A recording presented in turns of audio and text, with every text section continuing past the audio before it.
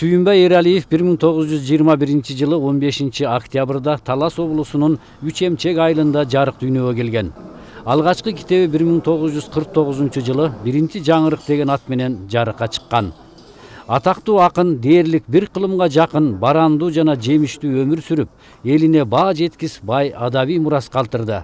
Акындын 37 ыр жыйнагы жарык көрүп, анын 22си орус жана башка чет тилдерге которулган. Сүйүнбай аке кыргыз поэзиясынын эң бир жаркыраган жылдыздардын бири. Мен ал кишини абдан жакшы билчүмүн, себеби менин атам Асылкан Бөрүбаев менен дос эле. Ал киши Үч Эмчек айылында төрөлүп, бирок аякта орто мектеп жок болгондугуна байланыштуу Кароер айылындагы биздин айылдын Көк орто мектебинде биздин үйдө жатып 40-жылы орто мектепти өткөн. Ал киши биринчи ырын 9-класста жүргөндө 39-жылы жазган экен. Сүйүнбай Эралиев салттуу уйкаш ыр формасында да, агыр формасында да бирдей чыгарма жазган кемеңгер талант. Ал учурунда адабий коомчулукта чоң талаш тартыш жараткан «Жылдыздарга саякат» аттуу поэмасы менен кыргыз поэзиясына бурулуш жасаган. Сүйүнбай Эралиевдин 100 жылдыгы чек эле бир адамдын мааракеси эмес, жалпы журтубуздун руханий дөөлөттөрдү урматтаган калай калктын чоң байрамы. Ар бир чыккан китебине көңүл буруп, кийин соң Кудай буйруп чогуу жашап калдык. Бир үйдө дагы көп жыл 86-жылдан тартып 19 ата-баладай болуп такай кирип чыгышып, жакшы жаманда чогуу болуп жүрдүк.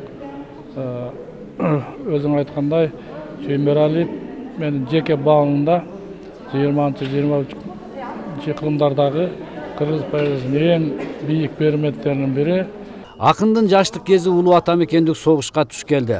Акын да чыгармачылыгын дал ошол ааламды от каптаган жылдары баштады.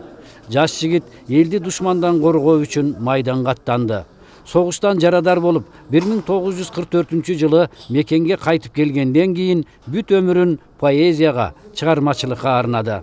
100 жылдар мындан кийин да дарактар желге ыргала, туршаталар ушинтип, биз гана жокпуз бир гана деп шуну жазган Эралиев бүгүн көзү жок болгону менен анын ырлары, анын алтындай сөздөрү биз менен жашап атат. Бул Эралиевдин башка акындардан өзгөчөлүгү, сезимталдыгы, турмушту өзүндөй бергендиги, ошондой эле көркөм дөөлөтү барынан деңгээли бийик.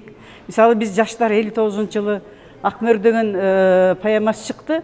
Ушуну жабыла окуп, анда биз жаштар аябай китеп окуйт элек.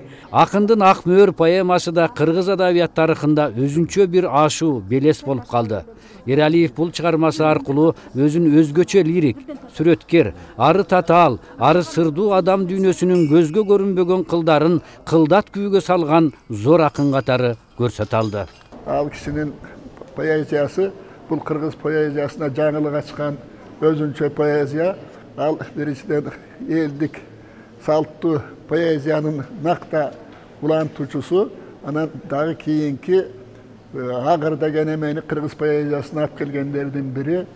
Сүйүнбай Эралиев дүйнөлүк адабияттын дөө шаалары Уитмен, Тагор, Твардовскийдин чыгармаларын кыргыз тилине которгон. Адабиятка сиңирген эмгеги жогору бааланып, 1974 жылы кыргыз эл акыны деген наам берилген. Ал Токтогул Сатылганов атындагы мамлекеттик сыйлыктын лауреаты жана бүткүл союздук Фадеев атындагы медалдын ээси болгон. Акынга 2006 жылы Кыргыз эл баатыры деген ардактуу наам берилген. Өмүрбек Тилебаев, Шаршембай Акынбеков, СТВ.